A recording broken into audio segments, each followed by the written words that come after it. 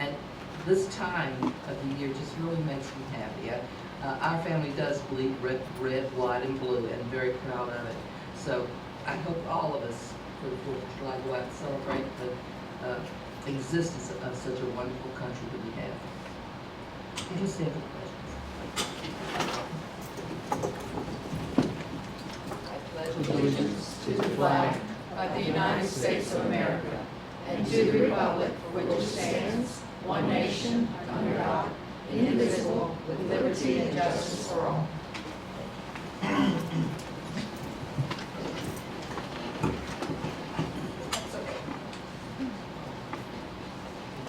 Okay, we have a couple things to add to the agenda. One is the request to approve John New as assistant principal for 12 months at Ocantha High School, effective July the 1st, 2016. And then under the workshop session, we're going to add a budget update. So we'll add under human resources, Sean Newman, and under the workshop, the budget update. And with that, could I have a motion to approve the agenda as Move to approve the agenda as amended. Second. it's been moved by Ms. Price, second by Mr. Dodd, to approve the agenda as amended. All in favor? Aye. Opposed? Carries 4-0. Do we have any citizen comments? Now, school support services. Pollock, are you going to do that portion? Good morning, school board members. Good morning. Nice to see you. I'm bringing forth with you an addendum to 16-17 Cincinnati Code of Student Conduct. Turn it Oh, on. microphone, okay. Turn it on. Good morning. I'm bringing forward to you today a recommendation for several amendments to the Code of Student Conduct for the 16-17 school year. The amendments I'm bringing forth were presented from legislation after we advertised for the Code of Conduct and it went off to Pride for printing.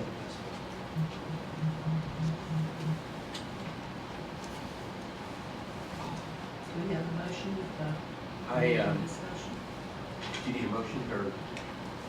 I move to approve to advertise for a public hearing at the August 9th, 2016 school board meeting to approve the addendum to the 2016-2017 Code of Student Conduct. It's been moved by Mr. Kennedy, seconded by Ms. Bryan, to approve to advertise for a public hearing at the August 9th, 2016 school board meeting to approve the addendum to the 2016-17 Code of Student Conduct. Yeah, the change. Well, it says paragraph 899, and so that was, Right, we had 2 9s, it was supposed to be 8, 9, 10. and then 11 on page 2. I have the correct copy, I didn't realize the board did not. Yeah, it's okay. Change in ours. Yeah. If you see on page 1, it says paragraph 8, and it says paragraph 9, and then it says paragraph 9. And Yes. that would be paragraph 10 under students' rights and responsibilities on the last paragraph of that page. And then it says paragraph 10 under where you're giving the school grades and the amount per student. That should be paragraph 11. So it was just really a notary thing as far as what it says. Do we need to amend the motion? I would just say as a member. As amended. All right, we have a discussion now? I'll bring it one point now. The student code of conduct books have already been printed. Okay. These, tell me again, now, how do we get this information? How are we gonna get this information out? Unfortunately, we've had to do this in the past because of the ruling on legislation. Once it goes to public hearing and then it has the final approval, schools make copies of this. It's given out hopefully in time with the Code of Conduct. If not, then it will be given out at a different time. Students will be share this information as they're given the Code of Conducts, and I'm sure Mr. Bradshaw will include it in his presentation to the schools as added items to the code. It also will be on the web page so that parents will be aware that there is an addendum to the Code of Student Conduct. Okay, so they're getting an addendum will come out So obviously, parents, public are gonna read this, right? So, I hope so, yes. or it may catch their attention, right? So what catches my attention in here is the money per student that we spend, which I understand how that's developed. But how are we gonna communicate that to parents when they see that a child at Central Ridge Elementary, we spend significantly less on than a child at North City Elementary? I had a little bit of conversation with Ms. Tammy Wilson about that, knowing that that probably would be a concern for some or questionable by some. And we had conversation about that. I don't know if she wants to address the board in reference to that. Well, I think it would be good for us to be on the same page with how we explain it, because I think I'll have questions asking me on this. So I think it would be good to have that discussion now, or Madam Chair. Okay, Tammy, you wanna jump forward and discuss?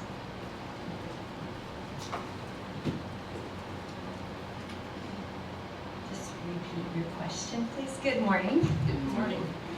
Well, obviously, there's going to be questions regarding the amount of money per student this year, which is not a decision that we have set, it's a decision that the state has set for us. But can you explain, if you were to get a call from a parent on these figures, how would you explain it to them as far as the reason for the money per student differences? Well, you have to start off with your staff, depending on seniority of staff. You may have a school with a high seniority and one that has a lower seniority. Or elementary schools, let's say we have one principal and one AP at every school. Well, we had significantly less children at Homosassa and Floral City, so then that's gonna look like we spend more money per child because those principals cost about the same no matter what school you're at.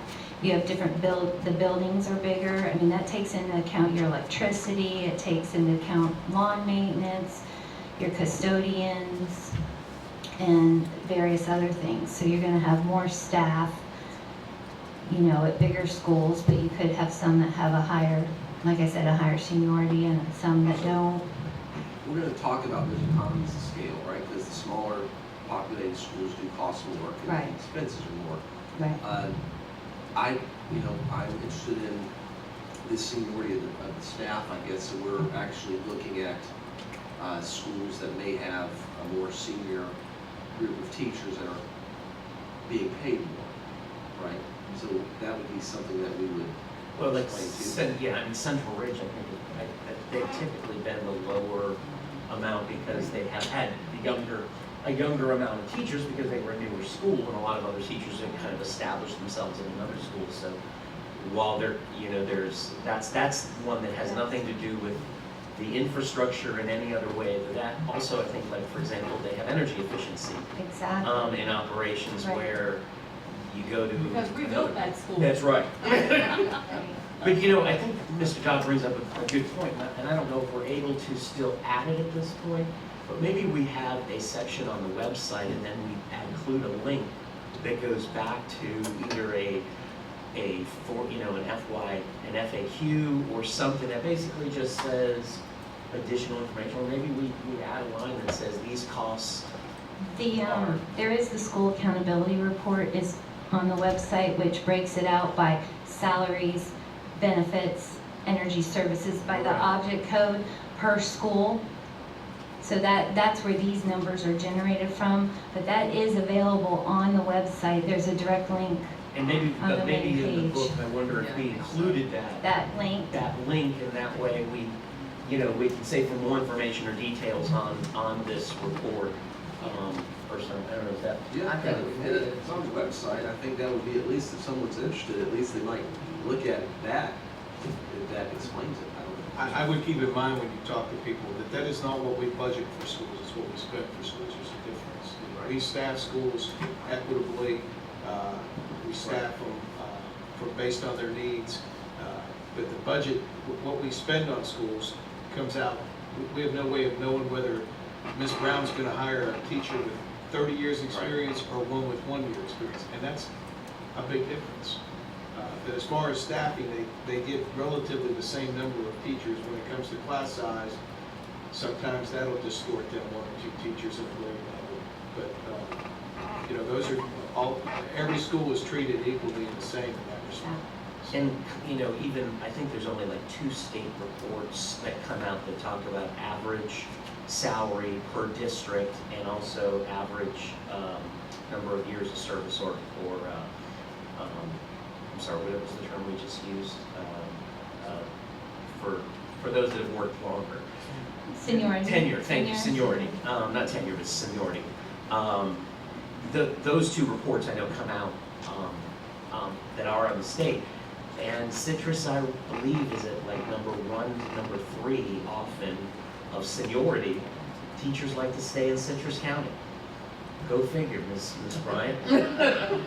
I know that's no surprise to us, but so that's going to mean that there are times when we have that seniority that just throws those numbers so far off. So should we put a statement in there, a link, or what? Alexis is running For more information regarding how the cost per student is calculated, please see the Citrus County School District Accountability Report located on the school district's webpage at insert the link. I think that would be good. Did you make a motion? Yeah, I make motion as stated by our attorney. Second. And we'll go to the whole link just in case. Regina?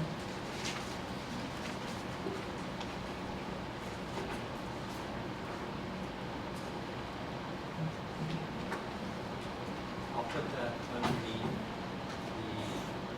the table, probably just in some parentheses. Okay.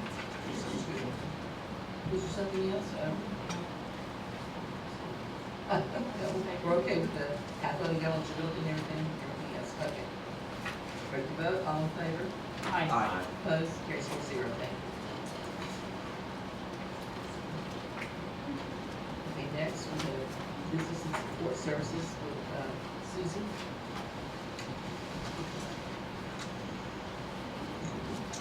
Good morning. The first item is to approve the instructional support recommendations as outlined in the goldenrod.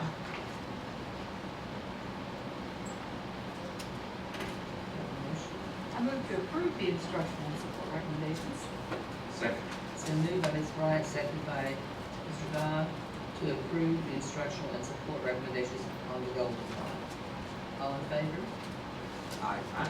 Opposed, carries 4-0, thank you. Next agenda item is to ask approval for Jason Kuhn to be named principal of Lecanto High School beginning July 1st, 2016. I move that we approve the recommendation of Jason Kuhn as principal of Lecanto High School effective July 1st, 2016. Second. It's been moved by Mr. Kennedy, seconded by Mrs. Bryant, to approve Jason Kuhn as principal of Lecanto High School beginning July 1st, 2016. Any discussion? All in favor?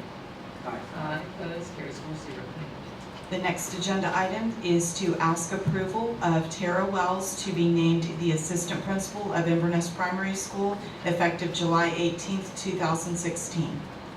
I move to approve Tara Wells as assistant principal at Inverness Primary School. Begin 18th, July 18th. Yes. Oh, July. so, moved by Mrs. Bryant, seconded by Mr. Dodd, to approve Tara Wells as assistant principal of Inverness Primary School effective July the 18th, 2016. All in favor? Aye. Opposed? Carries 4-0. And next? The next agenda item is to ask approval of Sean Newman to be named the 12-month assistant principal at Lecanto High School effective July 1st, 2016. I'll make a motion that we approve the appointment of Sean Newman as assistant principal in a 12-month contract with Canton High School effective July 1st, 2016. Second. It's been moved by Mr. Dodd, seconded by Mr. Kennedy, to approve Sean Newman as assistant principal on a 12-month contract with Lecanto High School effective July 1st, 2016. All in favor? Aye. Opposed? Carries 4-0. Thank you. Thank you. Thank you. Mr. Crenshaw, back to you.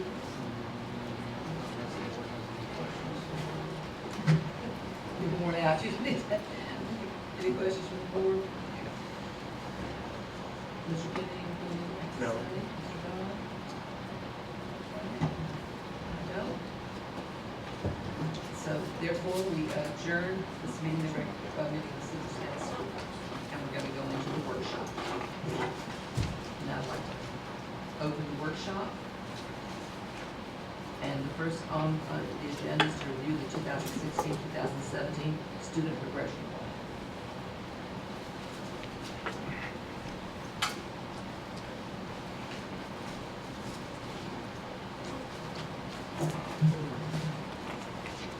Good morning, everyone. Good morning. One item that I'd like to add is, I know you've received a copy of the changes. There were just a few numbering changes that we picked up on after we had submitted it. So I have those highlighted here, and just some grammatical. Oh, They're in yellow.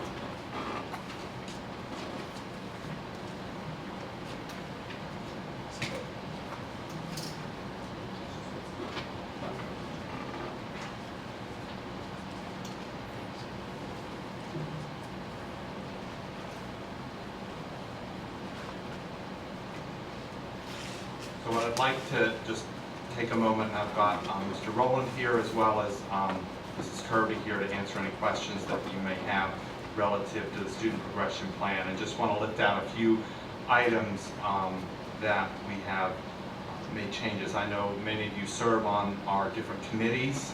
This is one plan, which is a K-12, and we have gone through all the pieces and parts of it, matching it up to legislation, some of it, making some changes relative to wording or grammatical changes within the plan. So some of those I'm not going to lift out because they're just simple changes. The one piece is on page 2, paragraph 1 and 2, which is the teacher change request. And if you look at that section, that was a new section added. This is based on legislation, which is if a parent has the right to request his or her child transferred to another classroom teacher. I would like to share that, you know, at our schools, from my work with the principals, if a parent does have a request, the principal does listen to that request. This is not something that we don't normally do. We do listen to the parent, we hear the concerns, we then have conversation to see if that's something that can be addressed, and then either make that change or adjustment or tell the parent, unfortunately, we're not able to do that. So we had to put it in here due to legislation, and you can see the wording that is listed there for you, those changes that had to be addressed. Questions on that piece, because I know that was a new piece that we had to add into the plan. I'm sorry, you were asking just questions on the one thing you talked about, or on this? Well, on any of it, I'm not gonna do every single thing, because if Right. it just says, change the word to only, there's no What about the reason. progress monitoring plan on page 12, shall be with maybe, and I'm not sure on my page 12 if that's,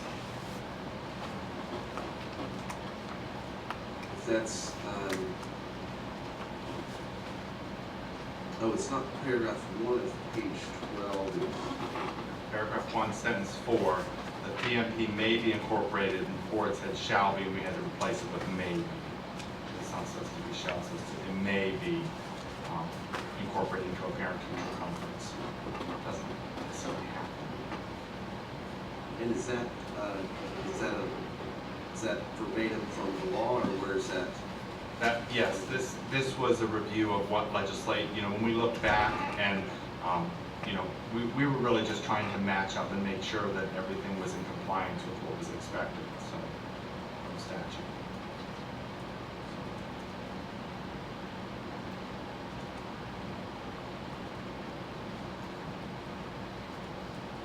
But I was lifting out the big new addition piece, so I knew that was a change, so I did want to lift that out. But certainly, Mr. Dodd, if there's any other questions you have on those pieces, we can certainly address those. The first whole section is basically, you can see we made some changes to, with the assessment programs, adding Algebra 2, because it's now an 8th grade option, should read Algebra 1, Algebra 2, and Geometry. So that was added as well. FSA, paper-based to PBT instead of just being PP, and that changed. For the other statewide assessments for the English language learners, we used to have CELA, now it's called Access for L's, so that change was made. A question right Yes. it's stating a child must be screened, and it's changed to each school site to allow up to 20% of their seats to go to students who do not meet this criteria. Would you explain that to me? I'm not sure what that means. Pre-K? Yes.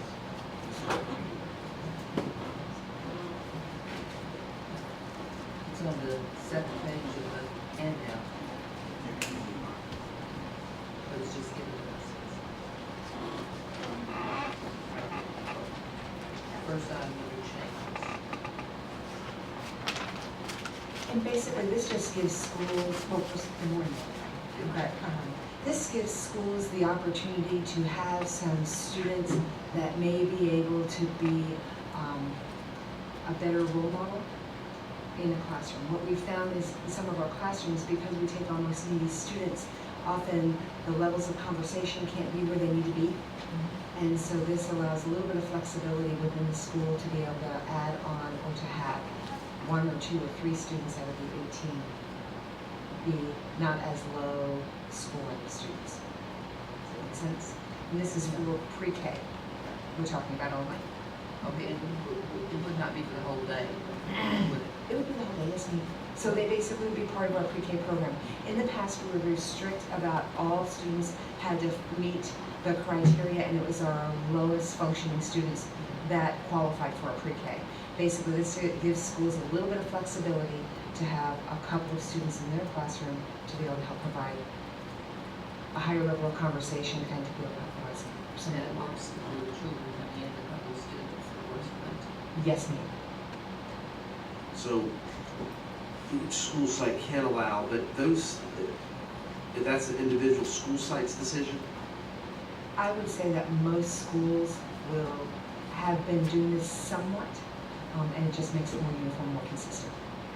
And is that because there may be available seats for a teacher? We can or- have 18 students in our pre-K, actually we actually have more than that, but we generally limit it to only having as many as 18 students. So they could have as many as 3 students that are not as struggling as some of their peers.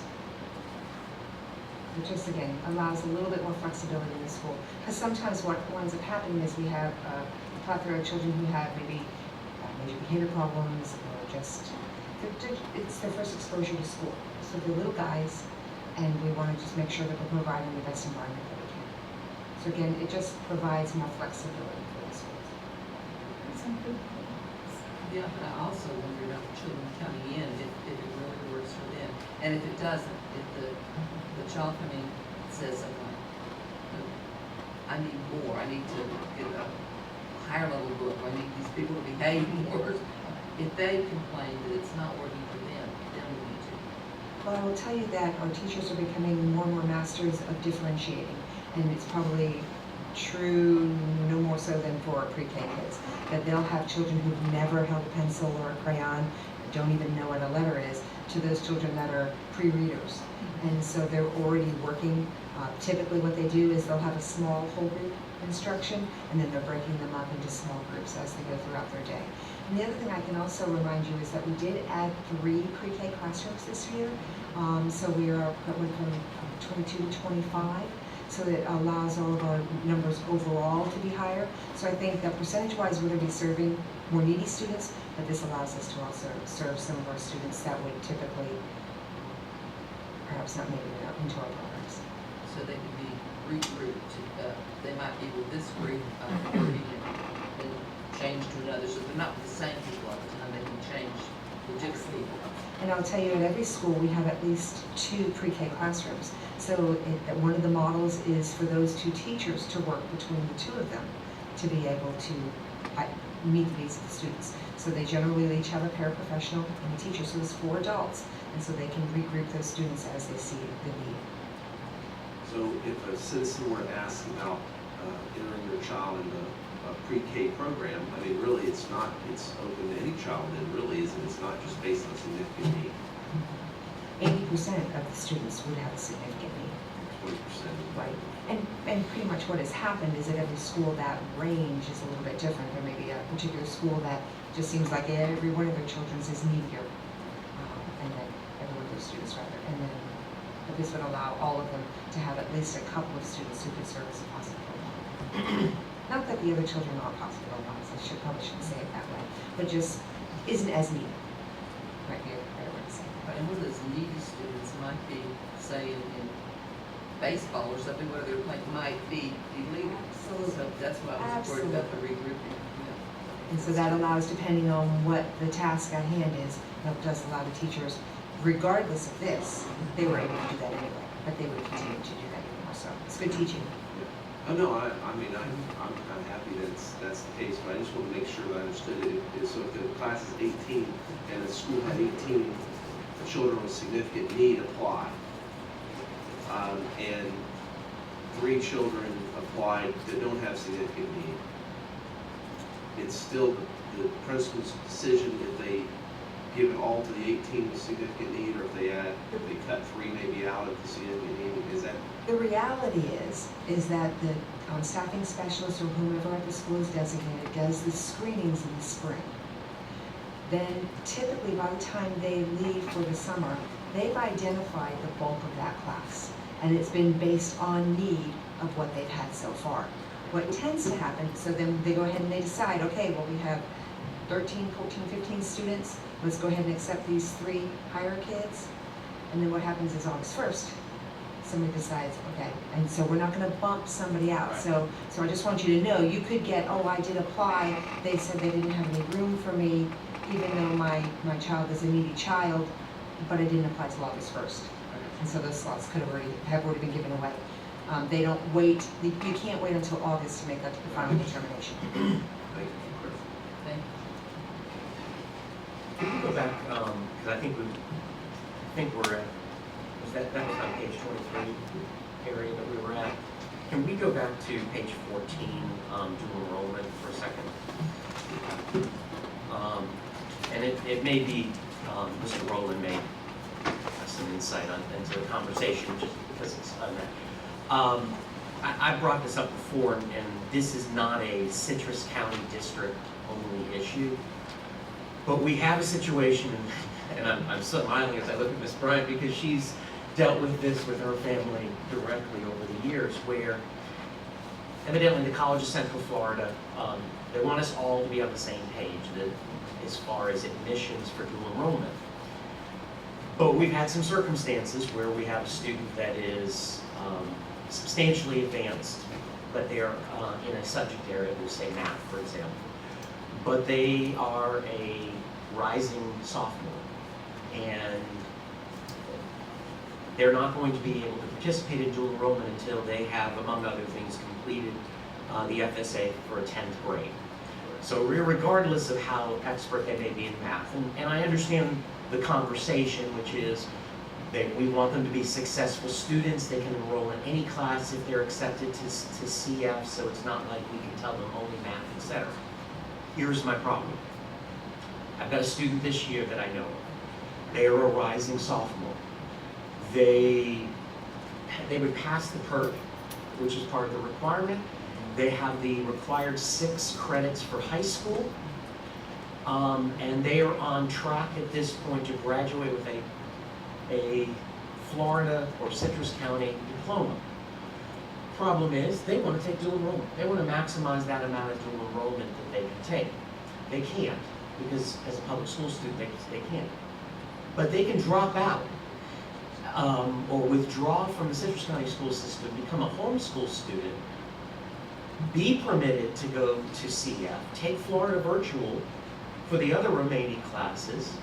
If they get a high enough score on the ACT, they can re-enter now as a junior into our school system and graduate on track. Would that be correct? Yes. So we have a situation, and we, by the way, is not Citrus County. I want to, Mr. Rowland, make sure you understand. I'm not saying we're preventing this, although I think sometimes that has been thought in the community. We really want to do what's in the best interest of the student. But we've got a situation where we're actually have students that can drop out of the Citrus County Public School system for a year in order to then just come back, only because we have an agreement with CF that isn't the same as, for example, if they're a homeschool student. Right. And I'm struggling with that. I think that's related to legislation that So says that homeschool legislation allows the students- homeschool student, Right. but there's nothing that says we shouldn't be able to have an articulation agreement that doesn't put us in this position. Because it's our articulation agreement alone is the only thing that's causing it. I know we have it in the pupil progression plan, but that's because it's in our articulation agreement. And CF, yeah, I mean, they would be open to discussion. I don't know if we would convince everybody in the Tri-County group that we have that does articulation together. I mean, so that's something we could discuss. But I know last year when we lessened, because of the late FSA scores, when we lessened the criteria to get in, we had more students unsuccessful. So I know one side of it is, okay, it's not fair because a homeschool student can go take the dual enrollment courses, but our students in Citrus County cannot. But at the same time, we're footing the bill for those students that do take it within Citrus County, and if we're sending kids off to be unsuccessful, as soon as they are unsuccessful in one course, they cannot take any more dual enrollment courses. So, but there's a lot of factors at play in that decision. And there is, but for example, in Marion County, they have Westport High School. So those students have some options if they want to graduate with an AA degree their senior year. Westport provides them some of those options.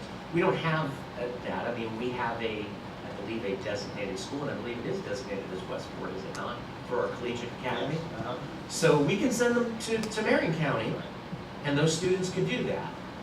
So I understand the argument, but I can tell you, I know of a student this year that is going to withdraw from Citrus County school system, not because they don't love it. They love the school system. They have every intentions of enrolling their junior year back in our school system. Their only purpose is because they know their student is going to be successful, they're an IB student. And they are actually dropping out because what they want to do is they want to go and graduate with an AA degree. And if that's the wishes of the board to try to push in that direction to allow more flexibility, we can have those conversations when we do articulation in the future. I mean, board members, is there a reason It that makes we no can? sense. It doesn't seem to make any sense to me. And by the way, and I say homeschool, I am thrilled homeschool students are having this option. And I will be the first to tell you, I have a lot of conversations with homeschool families that are saying we're maximizing that use of that. And frankly, they're saving their families thousands of dollars every year for the amount of courses they'll do. If they can graduate with an AA degree, they pretty much can go to any college they want in the state of Florida. And they're going to be accepted.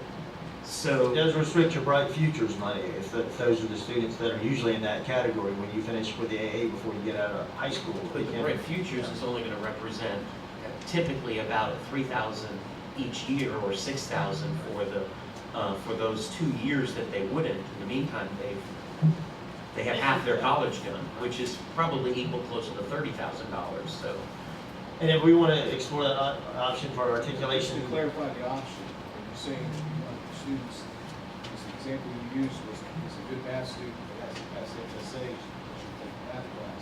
But are you just saying do away with the FSA requirement so they can just? I'm saying that, for example, if they're successful, that's what we're interested in, them we being gotta define successful. what success is. But for example, I believe that if they're a homeschool student, they have to pass the written part of the PERT. Or they have to have a concordance score on the ACT, and I believe it's a 19.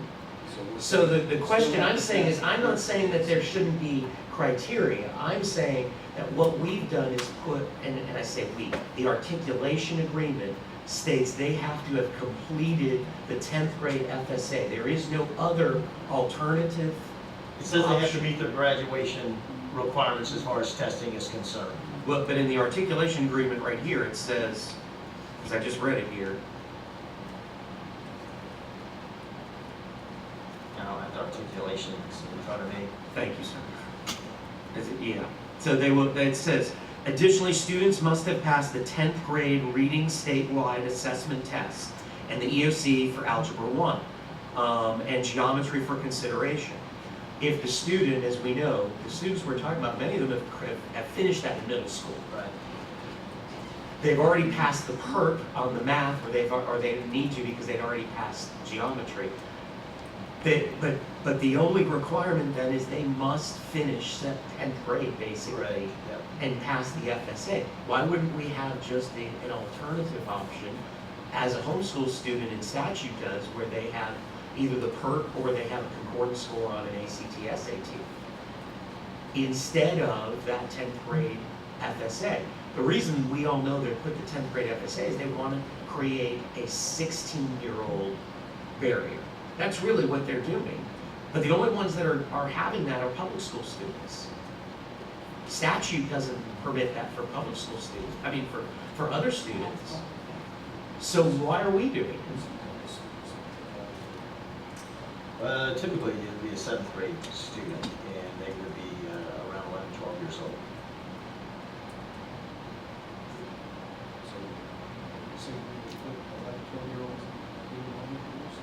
No. They would have to have passed by the rest of this. They would still have to have passed Algebra 1 and geometry. Well, they can in 7th grade.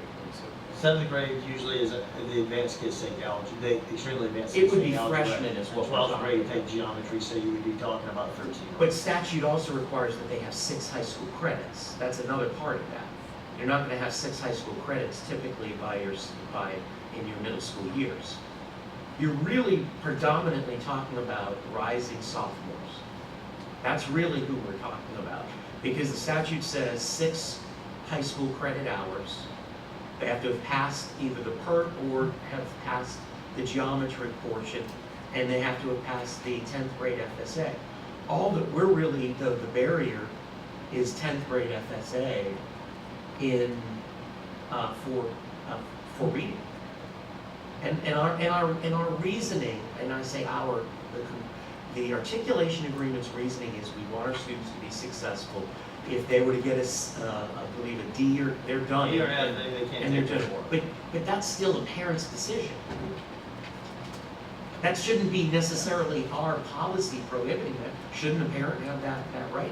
I guess I feel like the parent should be a part of that process, not our policy prohibiting it. I don't know how the rest of the board feels. I agree with you. Well, the thing is, though, that this would have to first be defined in the articulation agreement before we can change it here, right? So Oh, we're not no, saying- absolutely. Right, we're not saying, we can't really change it here We now. can't change it here But we now. can agree that when we get to the articulation discussion, We have to give staff that direction to say, we would like to open that conversation up. But it kind of starts at the articulation agreement process and ends here at the pupil progression plan, does it not? I don't think CFC's going to object. Oh, yes, they might. I think they're open. They have homeschool kids doing it now. Yeah, they have homeschool They're kids not now. Yeah, I think they would be open to discussion. They're pretty open-minded. You know, they've had some issues over there, but I think they're pretty open-minded to a lot of those discussions. I have no problem with the idea that there is requirements. The 6 credit hours in high school seems to me to define basically that you're going to have to be a rising sophomore. There's a few, you could, I guess, considerably, it still would be very tough, I think. Maybe your second semester of your freshman year, if you were really lucky, you could get that to happen. Do you have that 6 credits in front of you? Because I believe it was 4. But I don't have I it think in it's front of me, 4. but I thought well, I would, you're right, it's 4 full years. No? 4 It doesn't credits. say that here.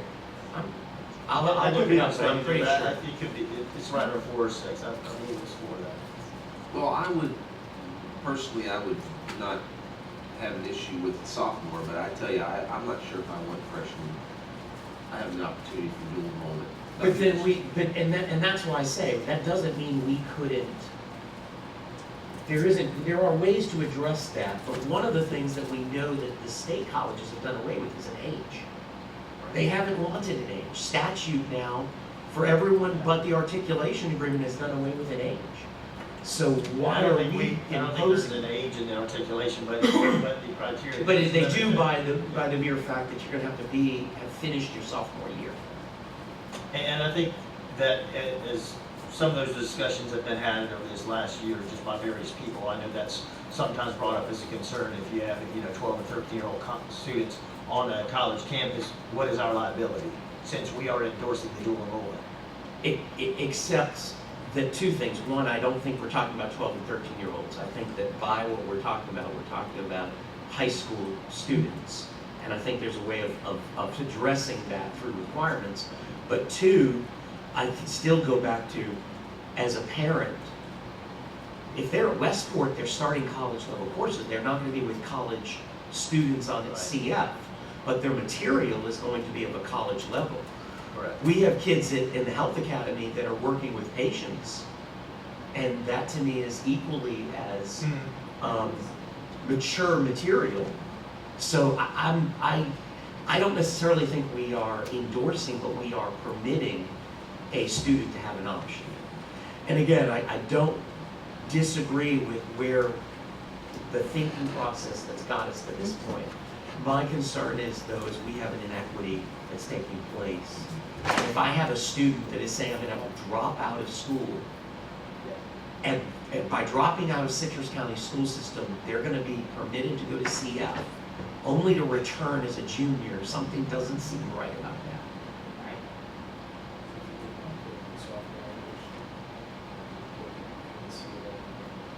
You basically, what we're saying is you don't have to take that English 2 and pass that, the state assessment for English to get into dual enrollment. We would be suspending that or doing away with that, whatever language you want to use for English 2. You don't have to pass that state assessment for English 2 to be eligible for college classes. As a sophomore, if I recall, CF only allows you to take 2, or is it 3 credit hours? Or Yeah, there's a scale. You can There's a take very, two. I mean, they've also set up, it's not like you can take all of your classes there. And that's what concerns me, is what we're now saying is we're gonna send them to Florida Virtual. For a parent to do this, they could drop out, go to Florida Virtual for 80% of their courses to take a dual enrollment course. I can't see the rationale.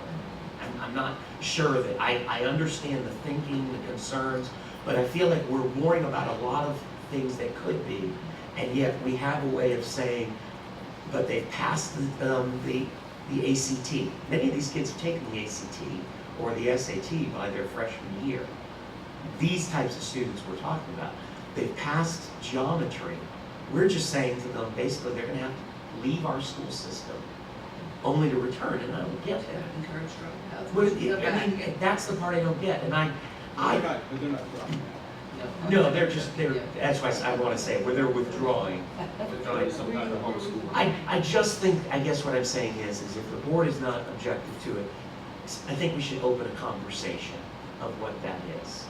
I would agree, I'm with Mr. Dodd, I'm not suggesting we have 8th graders running around CF, but I am saying that if we are holding students back purely because of this one issue, but CF has other kids that are younger than that are attending, then that doesn't seem appropriate. It's not equitable. Besides that, we lose money. In addition, yeah. If they were to If they withdraw were to withdraw. and go and do Florida. We Virtual. pay for their dual enrollment. No, the Florida Virtual. If they were to then withdraw and do the rest of it at Florida Virtual, then Florida We Virtual would would not get pay paid. for textbook and That's true. It may be something we want to put it together, a committee and with a board member on, just to discuss. Let's really hash it out before we jump into it, weigh the pros, cons, and see if there's anything that we missed. Maybe a high school administrator and have that discussion. Well, I think that's something, I think the high school, it really is, that's what the high school, I'm sorry, Mr. Mullen, what's the high school directions committee? I think that's something that really would be easy to take that. Yeah. That's who Yeah. would be appropriate to have that conversation. Right. Guidance counselors are struggling with this right now because they're getting parents calling them, and these parents know, I mean, they know what they're talking about. Yeah, part of the problem is when the FSA scores were late and the criteria was suspended. So everybody was operating now, oh, it's, now that's the new rule, is anybody can get in, you don't have to pass through state assessments.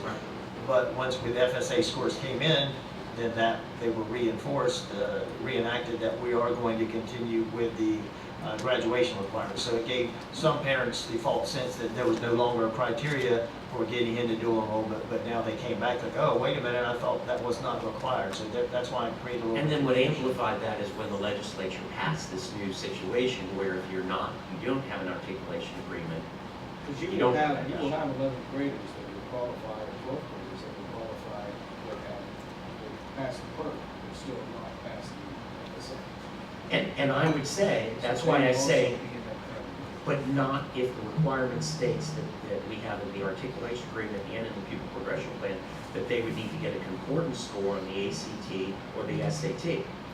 Then they would still, because we are concerned about that.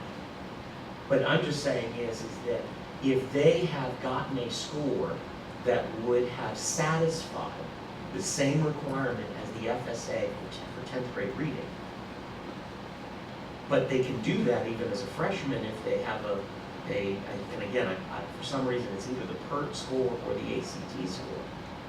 They would have to, and that would be something they would have to do. Otherwise, they're going to have to wait until they're juniors. But they could be juniors, and like you said, juniors and seniors. I would like to see a cost projection though too, I mean, if there is a committee. PERT is for your math, and your ACT, SAT would be for. But isn't there a PERT that the college uses for writing? I believe that there's a PERT that they use for writing, and that's where the homeschoolers are going in and doing that. Mr. John has a question. Yeah, I just mentioned that I would like to see a cost projection. I don't think we're talking about a whole lot of students here, so, but if we were to allow a new benefit, it sure would be tough to have to cut it back if there was an issue with, funding. So I would, I don't know if you could do a very good cost projection, but I think we need to look at some added costs that it'll bring to the district. I'm surprised, but I've had two parents talk to me about dual enrollment that didn't realize that we were paying for that. That's costing the district. So they thought it was just free, that the college was giving it to us for free. No, that's not the case. Yeah, and we can try to analyze and try to figure out how we might be able to do a projection, but I don't know how we would possibly do a projection right off. And I don't know how we would ever, or why we would ever make a decision that's in the best interest of students when, frankly, statute permits it. We can't stop a student from taking any of those courses. Florida virtual courses, they can take multiple Florida virtual courses. We lose the FTE on that, but we have no say in it. If a student signs up for 2 Florida virtual courses on top of a full load, and they do that, Florida virtual gets paid first, and we get 2 1/7 of our FTE is reduced every time they take it. This will be an additional cost to our operating fund. I mean, this will. But it would be, I'm saying, in multiple areas, that's the case. That's the case anytime a student takes a Florida virtual course. That costs this district funds, because if they have a full load and they take a Florida virtual, which we cannot prohibit them from doing. Right, but right now, we're not allowing those students that you've talked about to take dual enrollment. So Right, if what I'm if saying we is- allow that benefit, then we'd be opening the door up to additional costs. But I'm saying there are other areas where that's the case, and we would always do that for the best interest of students. You're talking about, really, if we were restricting those types of things, there's a lot of other areas where that is the case, where the students have a right to that education. And again, here's an example. If they have a right to it now as a homeschool student, by gosh, they should have a right to it then as a public school student. But right now, we haven't given that is not defined in the articulation agreement. So these would be additional costs to the district, correct? Absolutely, but any time a student takes a FLVL and a Florida virtual course, it costs the district money. In addition to that, we have to expand that all the time. We I know, could but- try and but- find a way of restricting that, but why would we ever try and do that when that would be to the detriment of students? Well, that's why I'm trying to say that we can't expand if we don't have the revenue to cover the expansion. I mean, that's just, Do we really think we would have the revenue on a situation like this? well, I mean, that's. I mean, what our we're entire talking budget about. is, I believe, for dual enrollment is under $200,000 for actual courses. So I would have trouble making decisions of that minute nature in impacting a parent's Well, there's decision. gonna be, there'll be a lot of big decisions to make in the next 3 or 4 years. There's a lot of capital decisions. Well, and that's gonna affect our operations budget though too, if we don't have the revenue. Absolutely, but then we need to start talking about vehicles and Sure. other measures that I we agree. could do that. I agree, all these things should be on the table. In the committee, put all of them on the table, discuss it in the committee and see where we are, what we can do. But we never have, as this board, made restrictive decisions that would impact a student's ability to expand their course options. And I have a Well, that's- very strong concern if we're putting that out there on a situation like this, especially if staff's not even sure how they could analyze that. I don't think we would, I just think we need to discuss the full parameter of what you're talking about, how it affects everyone. I don't think you would ever restrict a student from getting. So that'll be a good agenda on the high school directions committee. Yes, absolutely. First time we'll meet. Absolutely. Put that Because on. every time we talk about something, suddenly a new door opens and we go, gosh, we didn't think of that. And we need to think of it. It's up to us. It's our responsibility to think of it. So let's do that. Thank you.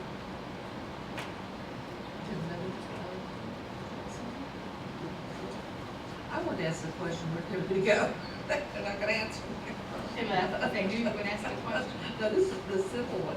It's on page 62, and it's about the final grade calculation of the grade issue. And I was looking at the final grade, like for A, 3.30 to 4.0. And if you have those averages in your issue today, Correct. you must have missed the change, because it used to be much higher than that. And this was a change made last year. This was in, I believe it was in last year's student progression plan. I don't think we got that in this year. So when we hear about this student has this grade point average, it's based on this. And it's, to me, I thought, I thought, gosh, that's low to me. You used to have much higher to get an A. You'd have to have, what, 385 or something? I don't remember what it was, but it I'm wasn't not sure what the old 3.30. scale was. This was in place. I did too.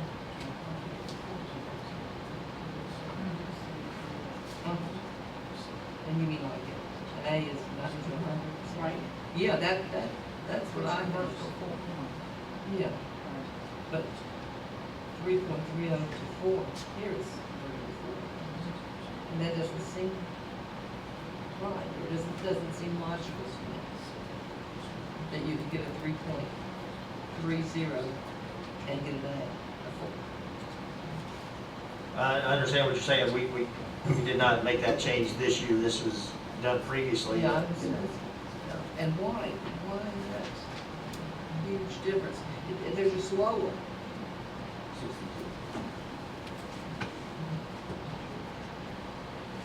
I know most of the decisions made with the student progression plan are done with principals and school-based personnel and board members, and everyone's involved in it. So I'm sure whenever this was placed in there, there was plenty of discussion. I just wasn't there for that discussion.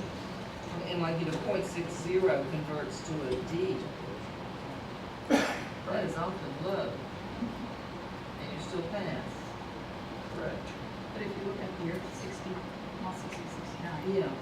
Yeah, that, above where it has the numbers and the letter grades, 90, 100, 89, that makes perfect sense. And basically what they do, a student does get a percentage grade in a class, and then it goes on the report card as a A, B, C, D, or F. And for the final calculation, this is the scale that's used to calculate final grades.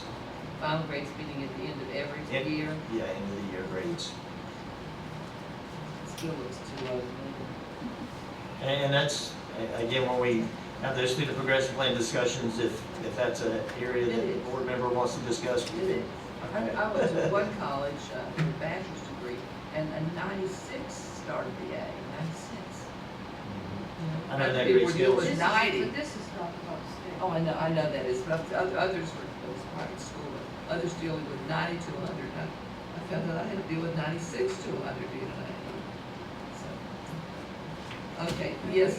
Because I agree, with you. I think it's, Yeah, that's right, back that's right. when I was going, I think a 3.3 was a B plus. Yeah, right, yeah. 3.5 was an A or A minus. So when this comes up again, would you notify me? Sure. Okay.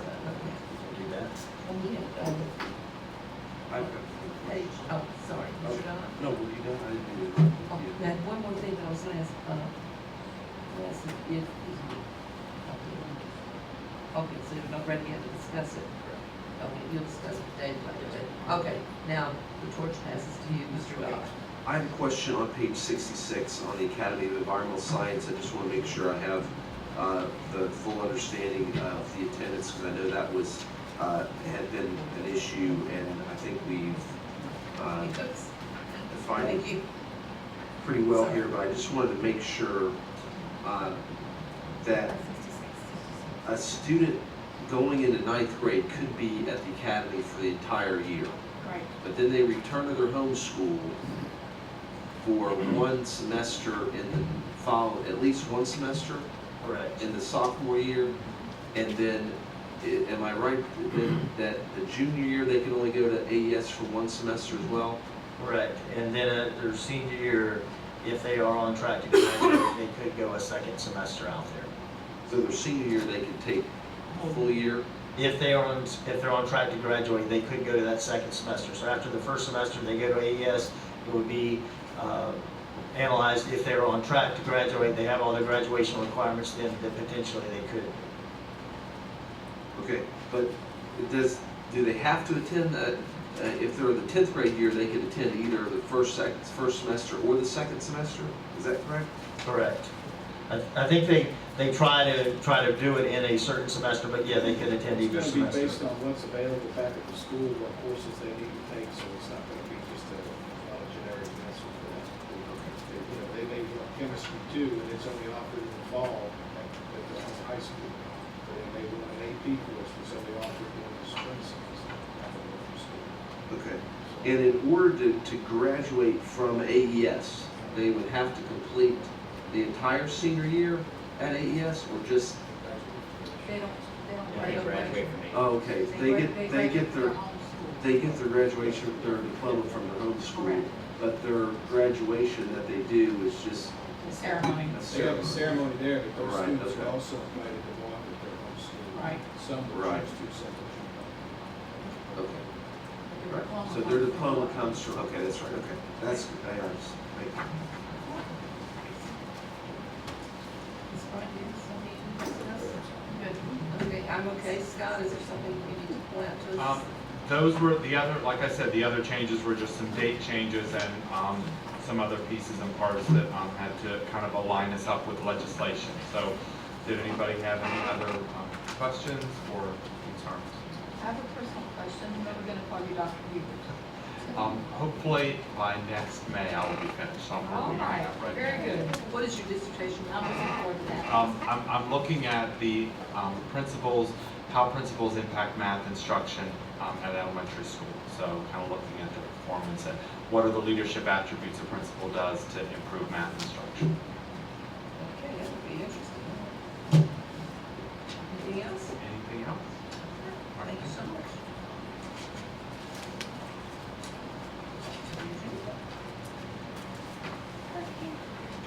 Yes, next we have hurricane preparedness and update. Yes, ma'am. Good morning. I'm going to change gears here and talk a little bit about hurricane preparedness, specifically shelters. And as you know, shelters can be used for things other than just hurricanes. We do work I've got Mr. Wagner with me today too, Scott Wagner, so he may be assisting. And we work cooperatively with the Sheriff's Office, and we work with the Emergency Operations Center. And at the Emergency Operations Center, there are times when there may be a partial activation or a full activation for things such as the need to open up a shelter. There's representatives from numerous agencies that would respond to these activations. They're called ESFs, which is Emergency Support Functions, and there are 17 different emergency support functions.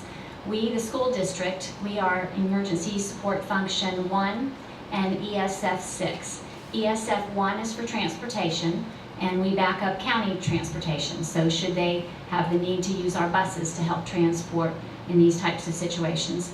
ESF 6 is mass care, and that is where shelters fall into the mass care situations. As far as training and preparedness, we, Scott and I, are members of the EPC, which is the Emergency Planning Council, and we meet monthly. So once a month, all of us get together, these emergency support functions representatives. We get together on a monthly basis. It's the health department, the sheriff's office, the school district, hospitals, EMS, animal control, county government, and a variety of others. But we do meet on a monthly basis and talk and coordinate our efforts and work together, and in an effort to plan and be prepared anytime something may occur. Also, there's a training for the Web EOC. This is a computer program. It's a system where we all would communicate with each other. So if there is an activation, we're in what they call the war room at the sheriff's office. And it's this big, it's at the new Emergency Operations Center in Lecanto. And it is a real big open room, and there's computer stations. There's a computer station for each of the 17 emergency support functions. So either Scott or I man our station. And to be able to do that, we're trained on Web EOC. And that is the computer system where you put in your needs, you put in what's going on in your little world during this emergency situation, and everyone in the room can access that and communicate through the training. And he and I just recently had an update to that training. And we also, yes? May I just ask if everyone on the station is an expert in it? They're not volunteers on the stations, are No, they? these are representatives from these agencies Okay. that man these stations. We also have periodic tabletop exercises where we are called and then we're activated, and it's an exercise or a drill, but we're all communicating with each other and acting as if it were the real thing that were occurring. So we do have regular training exercises. In fact, recently we had a statewide hurricane exercise, and there were statewide evaluators who came to this and evaluated how we act and how we handle emergency situations. Those evaluations all came back very high. Our administrators are trained as well. We have 67 administrators in our district that are trained to be shelter managers. So we are 100% trained as of fall of 2015. And then each year we have a training for any new administrators that come on board. We're in the process right now of scheduling our training for the fall of 2016 for these new administrators that are now being appointed to their positions. But we are 100%. That's principals, assistant principals, and district administrators are all trained. They're all able to come and help assist open up a shelter if we need to do that. It's a half-day training. The training is given by Red Cross. Everyone's given a shelter manual by Red Cross that has things in there that we know to follow should we need to open up. Our role has changed somewhat over the years. In past years, we, the administrators, pretty much ran the shelters. But now there's been a change, and we're pleased with that Red Cross comes in and pretty much runs the people part of the shelter, the registration, taking care of the folks, and we, the administrator, we're there to oversee the facility and the building and what areas they can utilize, those types of things. If we have to open up a shelter, an administrator responds. We usually work 12-hour shifts, and an administrator responds, a maintenance worker responds, obviously custodial staff, food service. An SRO is assigned to the building as well, should we have to open up as a shelter. In addition, as far as the shelters or the facilities that we utilize, we have a special needs shelter, which is at the Renaissance. That is run by the health department, not Red Cross. So we are having a special needs shelter drill coming up in July. We have a planning meeting for that next week, and then we have the actual special needs shelter drill on July 13th, where we're going to activate as if we had to open up that shelter. We also have a... You're not talking about from the hospital, are you? Special needs. We're talking about people that have to be, no, they're not going to be evacuated from the hospital to there. They're going to be evacuated from their homes to there. What about nursing homes? I don't believe nursing homes would come to our shelter. In fact, sometimes if there's very few people who need to come out of their homes, in fact, this last tropical storm when we were preparing, We had the Renaissance on standby, but the health department was saying, if we only have a handful of people, 6 or 8, we're gonna take them to a nursing home. We're gonna take them to a community partner rather than open up an entire shelter for those 6 folks. We also have a pet-friendly shelter, which is at Lecanto Primary School, and animal control comes in and sets up and assists with that. And if, I've had an opportunity to see that where they have Visqueen down everywhere. Everything is covered to keep things as sanitary as they possibly can be kept. Then we also have our general population facilities or shelters that we utilize. And we have a list of all of the facilities that we use. There's particular facilities we use should it be a high wind event, because some of our structures meet those specifications, some of those don't. So it will depend if it's a water event or a high wind event as to which of those shelters may be opened up first. So that's just a general overview and some basic information about the shelter world. I don't know if there's any other questions that I can address. The generators we have at those shelters are able to run a full load? I mean, what is our generator capabilities? The Lecanto complex, run by the 2 liquid Fuji generators, I don't know, the electric things here, but they run the whole campus, everything, air conditioning. There's Forest Ridge has one that they call an alternative power source, which is not a generator, it's actually running the whole building. Central Ridge is only partial. Renaissance Center is full. And the Renaissance Center is a generator that's obviously on site that we maintain? No. No, that's at a Fuji station. Forest Ridge and Renaissance were both bought and are maintained by the county.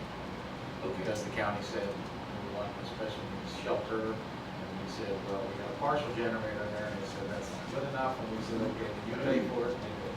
And so they've got that on their list of maintenance checks and, Correct. and making sure those operate. Use the same company that we do for us. State of operational readiness. Yes. Oh, I'm sorry, yes, it's Citrus Island. That was actually bought by the state. Okay. It was Grantland after 2005, that year. And do they do quarterly tests on those, or is it monthly? It's usually twice a year. Okay. There's a minor and a major, and they also do, when they do the major, they do the load test, where they actually put a load on the generator to see how it works. Okay. I have all the. They follow up pretty well with you on that as far as maintenance. You're involved in that. Yes.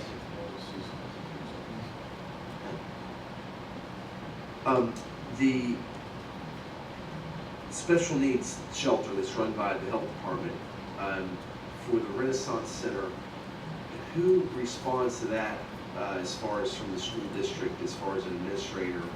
How do we handle that since it's micro school and SRMI?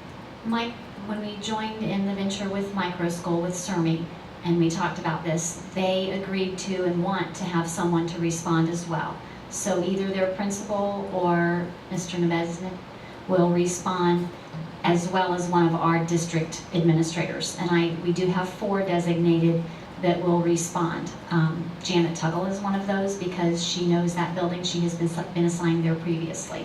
And then we have 3 others identified kind of as a backup to rotate in and out of the Renaissance. 12-hour shifts again. Yep. We're familiar with it. Yeah. Yes. And on the statewide hurricane exercise, don't they give a grade or a score on that, Sherry? We got all positive feedback. I don't know that there's a particular number or letter attached to that, but I'm sure it was an A+. Better be, Ms. Hamilton. You never showed your mom. I kind of winked when he said that. No, but it was very positive feedback that we got back from them. So as our principals and assistant principals are trained in shelter management, but yet it is truly the Red Cross that's running the shelter. The day-to-day operations. Day-to-day yes. operations, so. We would be facility manager, not shelter. Right. We'd be in charge of the facilities, can use this room, can use that, We want the Red Cross because that's their expertise. They handle the people part. Right. So the food issue with the Red Cross, would they then utilize our cafeteria staff, or would they? It would be our food service that does it. Somewhere along the line, it gets down there where we start running out of food, then we can go with Red Cross, Salvation Army, and go for Right. So our food services people are on notice, or they're part of that Yes. plan, that we have to open up a shelter, there's a lot, the likelihood of food being provided, and that they're prepared for that. Typically in the past, we've not had whole food, usually would be coffee and maybe soup, where people come in out of the weather. They bring it with, say, real five. Right.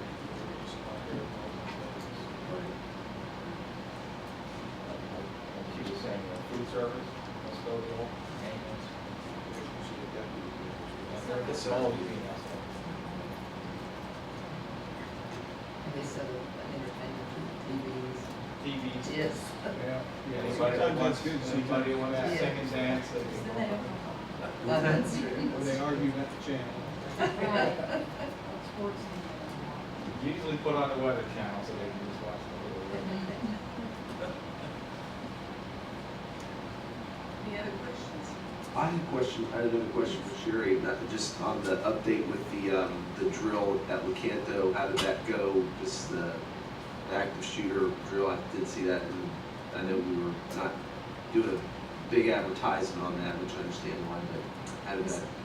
Excellent, and our administrators were very appreciative of it. They felt like they learned a lot. We had 12, we had 6 in the morning and 6 in the afternoon that either observed or participated, and they found it to be very beneficial.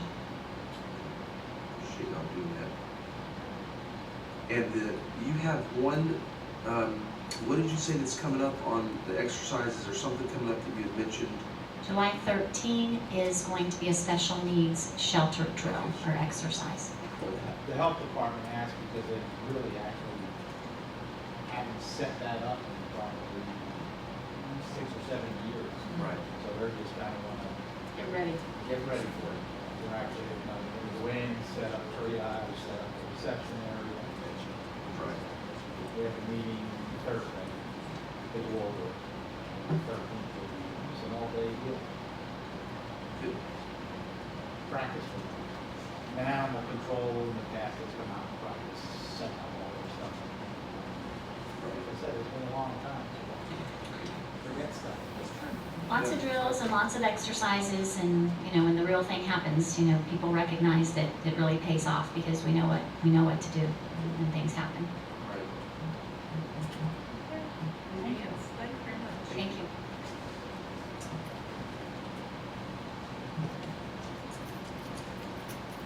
And next we have the budget. Oh, I'm sorry, thank you, keeping on target here. Sir Tax, yes.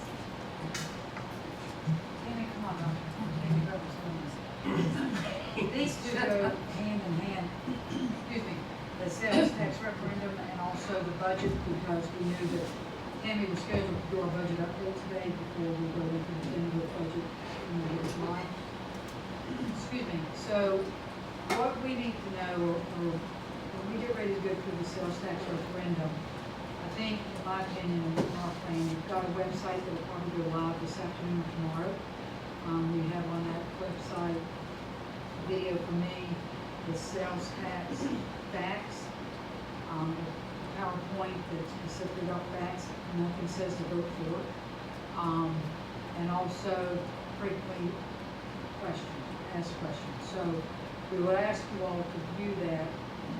Chris Gainer is going to put a button on our website that you'll be able to hit that, go to the link, and you'll be able to observe that. We've had discussion about someone forming a PAC. None of us are allowed to do that. We've had conversations about how to raise money for that, how to send flyers out. It's my understanding, and Wes can verify that, that the school district is allowed to pay for flyers to be made as long as they're factual. It's not that all of our pictures are up there saying vote for this, but you all could get a flyer, or authorize us to get a flyer made to give out to the public. On July 20th, I have already paid on my campaign fund because we didn't know what was gonna happen on the 24th, but, the League of Women Voters is having a local forum. So I have already paid for a table, which I do not need, so I would be one to tell the school board that that would be one that would be manned by the school board, and if we have flyers to hand out. I've also paid for an ad in that, and we can also maybe take some of our facts and put an ad in the program. So if you all want to do that, we can also do that on July 20th, which would be probably, I would think, a very high attended forum because of this one. So we. What's the date of that? July 20th, and I'll send out the information on that. We also need, in my opinion, a list of civic groups, whether it's Republican Executive Committee and all their clubs, Democratic clubs, Rotary, Kiwanis, and I know a lot of you are already starting to speak at those. So you can start using our PowerPoints or frequently asked questions, but I'm guessing that maybe we can use Linda Vertavani to say if they call Thomas and say, will you speak in the Rotary, you can't speak that day, give it back to Linda, she could call one of you all to see if you could speak, for that one. So those are the kind of conversations we can have. Wait, and that's, Ms. Hamill, that's great, because I do think, and maybe it is Linda Verderami is one we can use, because I've done 3, the chamber, political group, and the Citrus County Council. I'm speaking at Rotary tomorrow, Kings Bay Rotary. Shonda spoke, because we had 2 meetings, board meetings, when the League of Women Voters wanted us. Shonda Burdett spoke at that one. She's speaking again today, because we're all in this at one of the other Rotary clubs. So if we fed that to Linda Verderami, because there's a lot of times where I know we can't, not one person can do this. We all need to be out there talking to them, and that allows us to send a board member, because as we know in our trainings, we can say stuff that they cannot. We can say, as an individual board member, we need this. They have to give factual information. Well, we always do factual. Well, we do, but I meant only factual. They cannot. Right. But Ms. Hamill, you mentioned something about, and I guess I would just expand. There's some misinformation by some people out there. I will tell you, I've just gotten some regarding, again, just here, and having to provide that out. We need to make sure that we are getting some factual information out to the public. I think we need to provide some resources to that, because if we don't, then other people are giving them misinformation, and that's a concern. So I think we need to allocate some resources to that, and I think that needs to be, strategic. And if that is something where the school district provides certain things, I know we've talked about providing information to the schools. We can send out emails using our email servers when it's factual information, call outs. I'm so glad you did a video. If the chairperson is not objective to it, I think maybe a message by the chair, that a video that we get out there and do that would be an excellent. I think, so that the superintendents, we have multiple sources. And then, so I think we need to be very strategic in that. And I know we can talk one-on-one, but this is our only setting where we get to talk together and share that. So I will from now on send all of my dates through to Linda Verderami so that she knows exactly where we are, and I'll send her the dates where I've already been, so that that we kind of know what we've covered and what we still need to cover. Well, and you know what, she could also come up with just a simple list, keep you all informed of where each person has been, where you're speaking, or maybe because it may spark another group that we could call and say, we'd like to speak. And we can make sure the public knows to schedule these, contact Linda Verderami, and if a board member, if you don't have a board member, they can contact Linda Verderami and she'll schedule something for that. So, Ms. Hamill, you said that the school district can use funds to get factual information to people. Does that include individuals outside of the school? And we're just not talking about things handed out at school, but we could have something printed up that we could hand out if we were to speak to a group, or if we were to send out, and I don't know if we would want to. Now, you as a board member from Ms. West's conversations, you can hand it out and say, I want you to support it. I Right. have to hand it out and say, here's the facts. But I'll keep my hand out on that. So, And I know St. Johns County, they, some of the things that they were able to accomplish, again, using the factual information, was they put signs at the schools that referred to, again, factual information. They used the phone banks that they have and the phone numbers that they have, the email systems that they have. We have a lot of parents that can email as well with that information, so this information. So I'm certainly all for us continuing to do that. I know we all know this, or a lot of us do, but in case we're forgetting, middle of July, absentee ballots go out. July 15. July 15, is it? Literally, middle of July. So, I mean, it's here. It's here.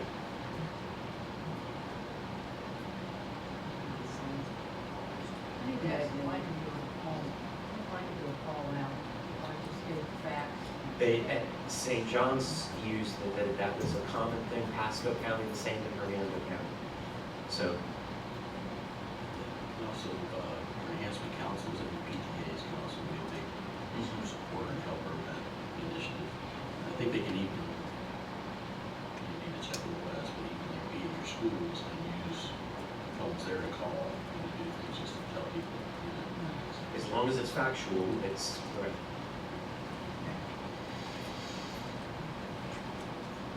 And again, I know we say this, our concern is the misinformation that sometimes people, and I'm often answering that more than anything, so. Well, as you all around the balance, you're gonna get questions, if you get those questions, if you can send them to me or Mr. Ball, we can always add, if it's one question that we don't have on our frequently asked questions, we can always update that on our website, or on the CELSAC website. Absolutely, that's great.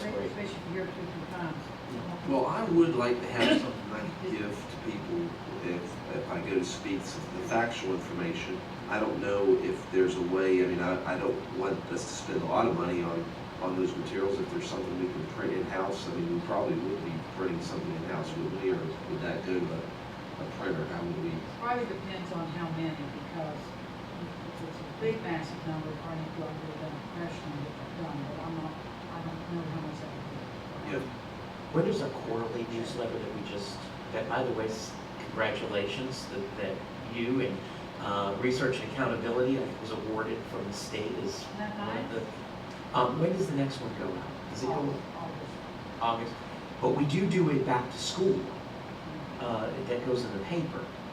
And there may be some information with that, I'm wondering, we also have one that has the high school courses in it, the back cover of that may be an option for that, provide information. I'm thinking of those, like Mr. Dodd said, things that maybe we're doing anyway, that all we're having to do is piggyback onto those. That would be great. I'll find out when those are coming out. This last week, there was a letter to the editor, and it was complete misinformation, and I know Miss Wilson is gonna give us some data to show. The person writing in claimed that we added all this money, and Ms. Wilson's going to show us how, no, the state's taken all that back. So any of the gains we actually get as a loss.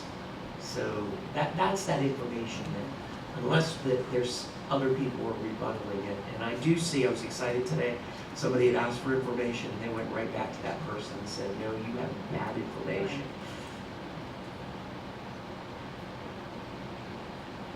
There are a few people out there right now going against. But they're Who are unfortunately they? going to go against Give me everything. their list. I'll get my home assessment off you.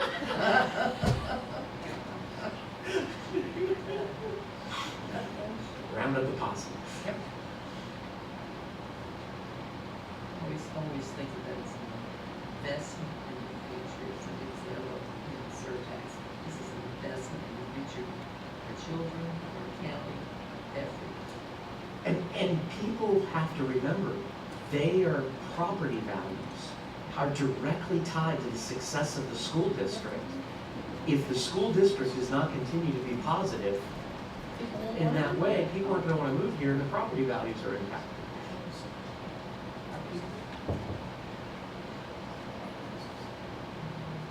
Should be.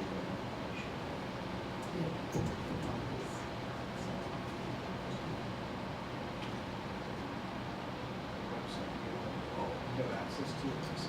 I don't know if I have access to it right this second. Oh, you know what, I could probably find the person that, He might have sent it to me.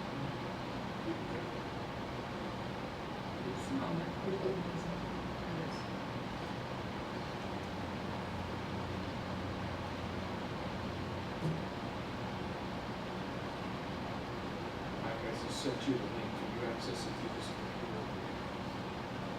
I can just type it in. Yeah. Just hit escape, Mr. Walker. Then reduce that, yeah.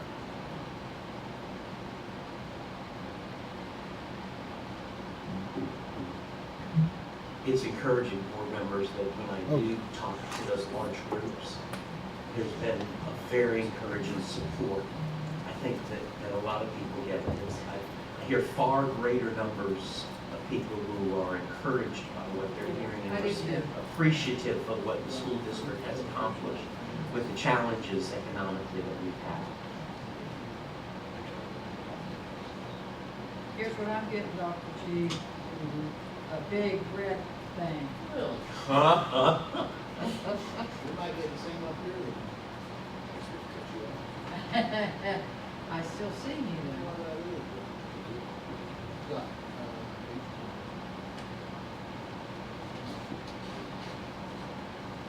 No? You just don't know, right? Yes. I'll be getting me a new iPad in March. How do we make this? Well, you know what, maybe he's sitting about 4 or 5 minutes. Mike, can we make it so it's on the screen? Oh, in the bottom right corner there, you see where it says 125%? Change that to like 100 or 90. And you can actually, if you want, you can punch, you should be able to punch in a custom number, or yeah, in that, that's perfect. Just say access. Yeah, we may need to adjust whatever that's in there to make sure that does play when it's put on our district.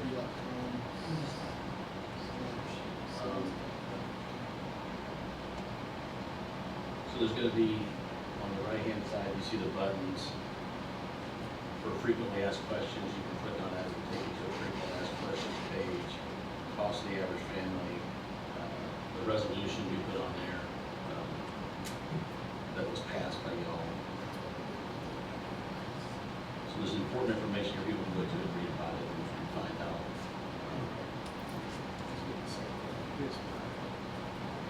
I don't know how to Because yours is probably. That's the not. video from Miss Himmel. I You're think it's.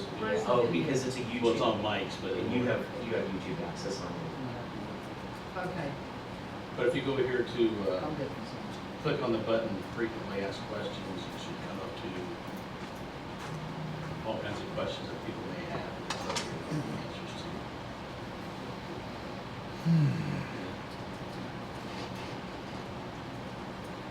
And if there's more questions that keep coming up in the community, this is where we can add it to this page.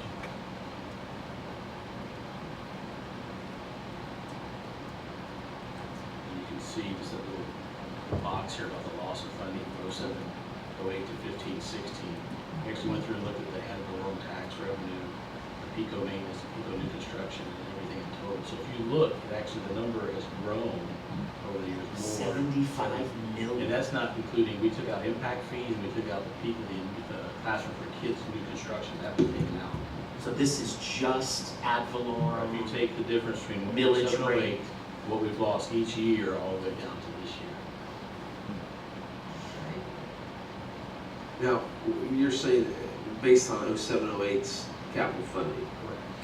But there's what you've mentioned in the past, just in the last 5 years, that's about 40+ million in just 5 years. Right. So, I mean, the dollars add up over the years. It's just a significant decrease in funding. which is evident in certainly the capital plan as we know today, evident that we had to go out and borrow for Christopher High School, Christopher Primary School. Because prior to that, we always paid as you go. But Mr. Blocker, is it safe to say that when we show it's a $75+ million less in funding, that's also that amount of money we've had to cut out of the budget in one form or another in order to balance that budget annually? Well, absolutely. Because, I mean, we had those resources, and it didn't mean we didn't have the need. Right. We've had to do that. So the little statement there that says the two events, which I'm familiar with those, but we're using $30 million, I'm sorry, you just kind of scrolled down last, in that paragraph. But really, we're saying, we could say 75 million. That's an error there, that's a typo. Is that these two events, so what is the right amount? Because I know we were saying we've lost 40 million in the last 5 years, but is that a typo there on the 30 million loss in revenue? We try to just say the loss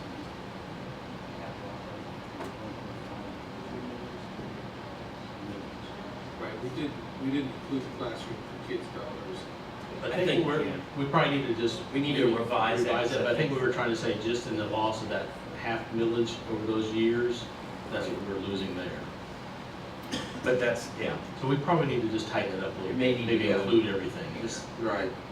Oh, it's really 75 million is what you're Correct, saying. if you added all the state dollars in it, which, like I said, we didn't include the impact fees of the class size. And if you take out, again, just the last 4 years, we never had any of that anyway, so that is, I mean, that's 40 million over with just basically ad valorem differences.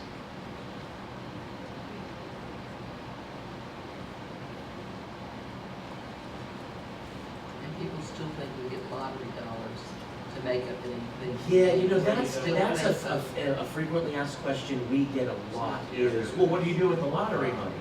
There was a question about. Was there in there? Okay. If we go down here, Because boy, you know, they do not understand that that's going towards our A+ money and Bright Futures. And that's pretty much all of, I believe, is that not correct, Mr. Walker? it goes to, yes, it goes to your enhancement council and your A+. Your A+ money, and then Bright Futures is the other part of the fund, the trust fund that it pays for. We can certainly question. Yeah, I thought we had some in there yesterday. Yeah, I think So remember, we have a separate line item in our FEIP that is the lottery money, that pays your A+ dollars and your enhancement councils. And I remember looking it up because I had to answer somebody recently. It's also pretty small when most people don't realize. Yeah. Remember, when they passed that, it didn't add on top of the current funding levels, it just replaced. That's what people still believe, it added on top, and we have to. If you go to other states like Georgia, it actually did add on top. Their funding structure is much different with their lottery dollars than it is here. But I know this is no surprise. The sneaky thing they do is when they send the state report out, they'll say Citrus County is getting $1.8 billion in lottery money. Well, the majority of that is Bright Futures, but they say that it's Citrus because it's gone to Citrus County students, but it's not going to Citrus County schools. And we're glad the students are getting it. Absolutely. But we're not getting it. And you know, over the years, they actually raised the bar on that too. Oh, yeah. As far as the test scores to achieve them. So now they're saying, well, we're not giving away as many Bright Futures. Well, that's because they raised the bar so high that students are able to achieve those levels.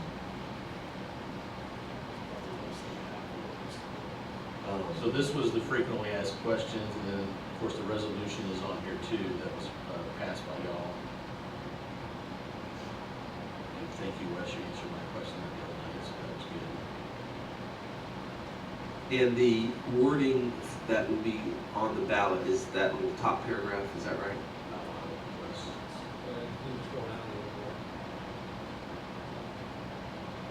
Okay, official ballot, gotcha, okay.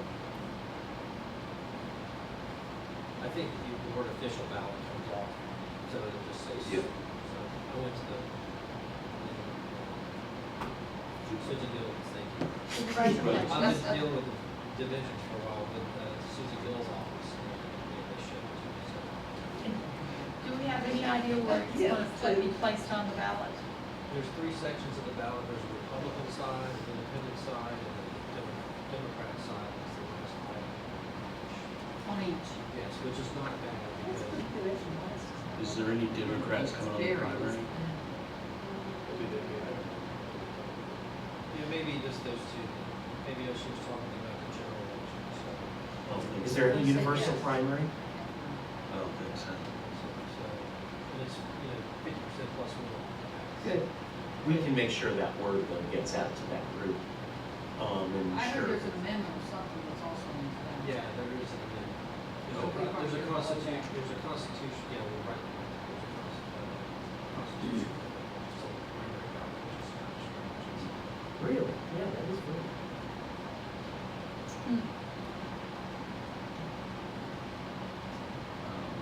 So of course where it says access denied, that's where Ms. Emma will be there with the YouTube video. We don't want our access tonight.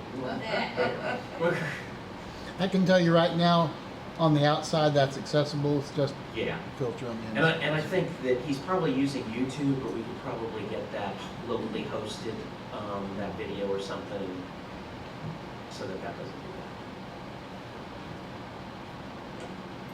that. Wes, the last thing Wes was is I'll defer to technology. the technology guru. But here was a PowerPoint. This might be where the lottery funds were. Yeah, lottery funds comprise less than 2.2% of the state's total operating budget, so it's not a huge amount. There is a school board race on in the Well, there is. Oh, that's it. Oh. That's what it was. Interesting too, that's. I think this is, I don't know if this is what was written, earlier, or is it So, a lot of stuff on the website to show people, they got questions, they can go here, hopefully find their answers, if not. And maybe we can just update the, if the board agrees, on that lottery question, maybe we can just expand it a little bit though, so that it talks about, and maybe even shows that citrus, because it's a very, I mean, it's, for some reason, the $300,000 range sticks in my head, it's $300,000 to I $400,000. know in the FELP, you get 600. Two recognitions, 600. But that, again, but I think what we have to show is that that goes to the school recognition funds that are decided at the school level.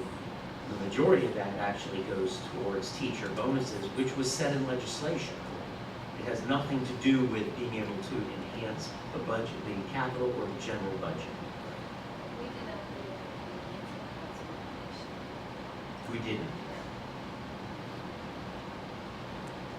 Are we gonna go over the PowerPoint, or that's what Ms. Wilson's gonna do? The budget of it. The PowerPoint on here, that's what, Mr. Bishop, you showed us, or we talked to you about, or It's been tweaked since you guys spoke last. are we gonna see that quickly here today, or is that just something that? We can do it. I like it, and We then can- I, yeah, I mean, I don't, we don't have to spend a lot of time, I guess we've all kind of seen it, but I, PDF You can go through it right now. okay.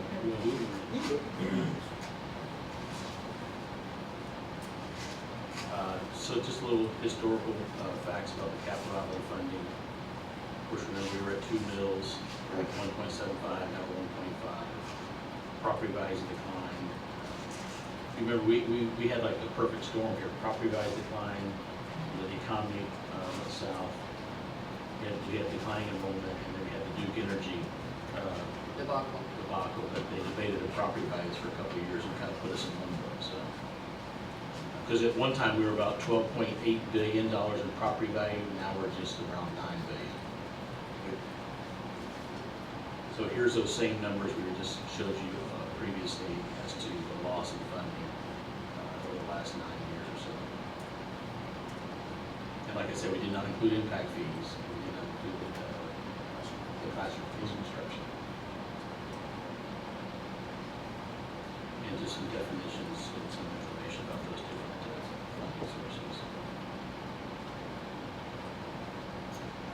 And just think, you know, when you see that there, and it was a conversation we had with St. Johns County, because what we were expressing was that how our capital budget can impact our general budget. They seem to be trying to say they were silos. Now they are, except particularly to maintenance I'm referring to, is where there is a reimbursement that can take place to offset that capital and then pay that out of capital, so it's not in the general. And then debt service can be paid for, is that correct?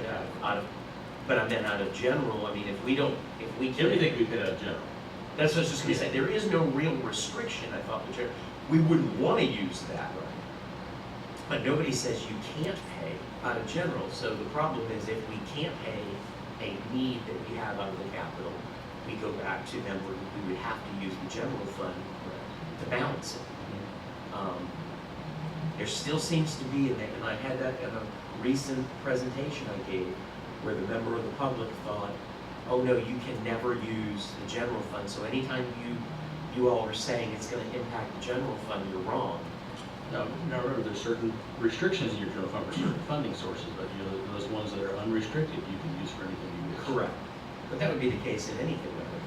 But there is silos, and I think that's what people have a hard time understanding is there's different funds, general, capital, federal, et cetera, but. And then allocations within those funds. Right, so everything is, for the most part, everything is earmarked as to how you can spend it.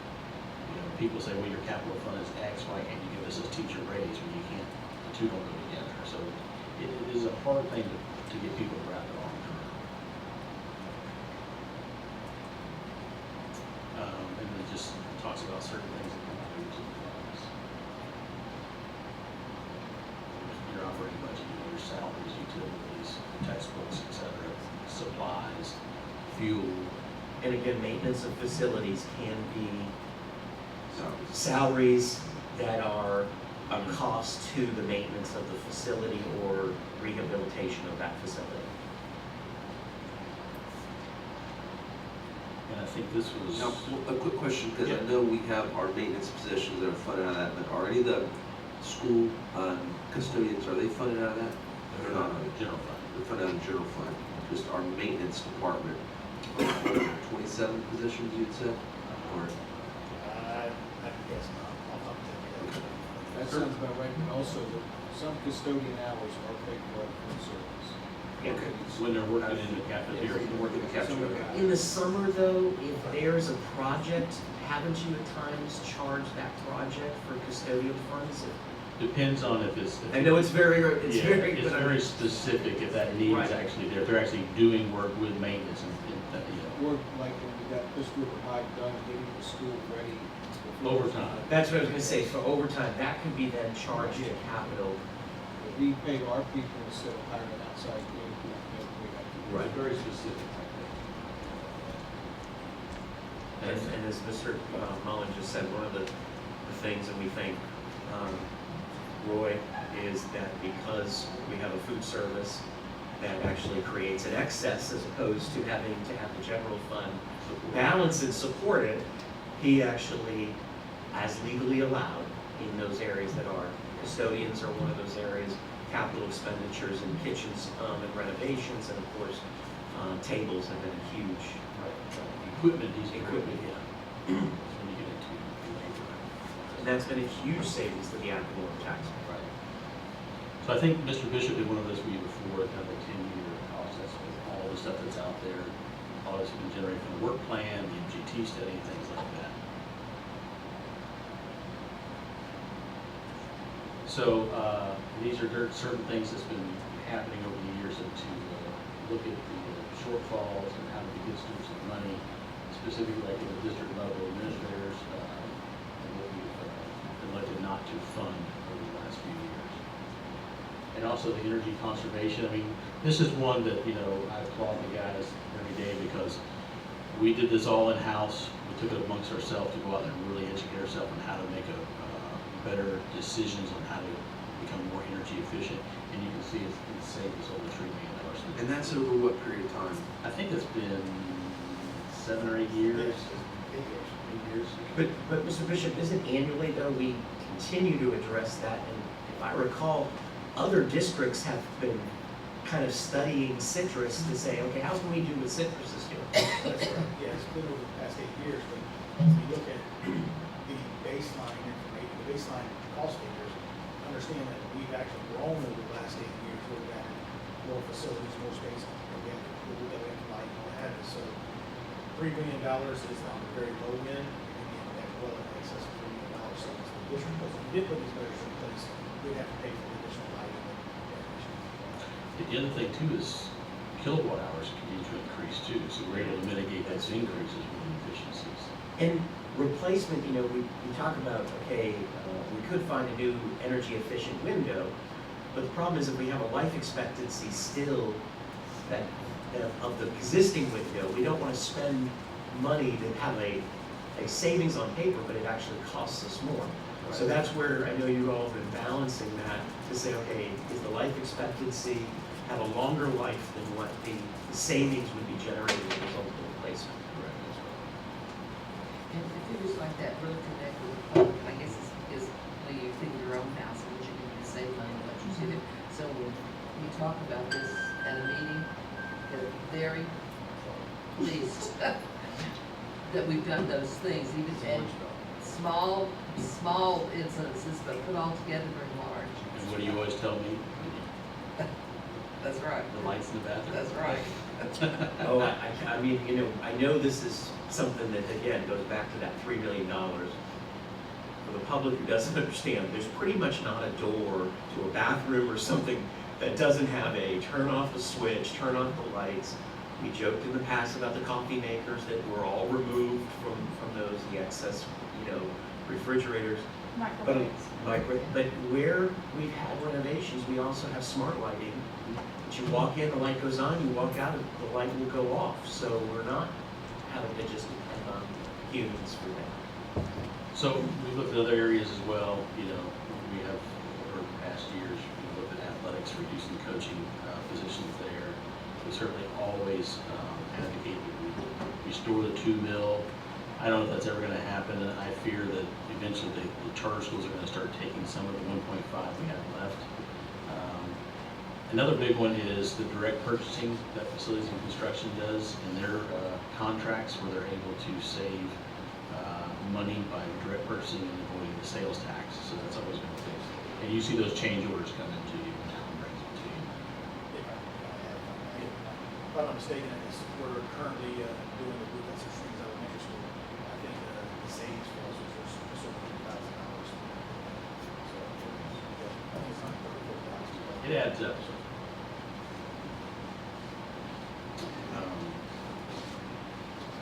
And I don't want to be remiss to say, Mr. Mullen started in that position years ago that Mr. Bishop has now, and started a lot of those during times where they weren't nearly as friendly to have to implement some of those things. He was flush. So, but they have been a huge impact to our students. So as you know, the School Board Association, Superintendent Association, all been trying to lobby about the funding issues within the school districts. Of course, every year the governor or the legislature lets their funding education, but when you really get the hard numbers, you don't see much increases going on. And we've been talking about the capital needs and the budgeting process, and looking to address those. We've been following the MGT study that was brought on here in 2007 and revisited a few years ago, but always looking to try to maximize those needs that they put out to try to make sure the district is well maintained. And of course, the 0.25, we've been out looking at that. We've had it passed, a few years ago that it didn't pass, but that was dollars that we lost as well. And then with the MGT study, they did go out to the town hall meetings, explain to people, giving their input. We've done the updates on that. And now we're up to the sales tax discussion, the impact that the absent sales tax would have to us. I believe it was a little over $6 million a year for the 10 years, so over $60 million the district would achieve in revenue. And we always talk about this, we just can't cut our way out of the shortfall without experiencing a negative impact in the classroom. And we've always talked about, we don't want to impact the classroom. That's always been kind of our mantra, don't impact the classroom. But eventually, if you continue to cut, things will happen and the classroom could potentially be impacted.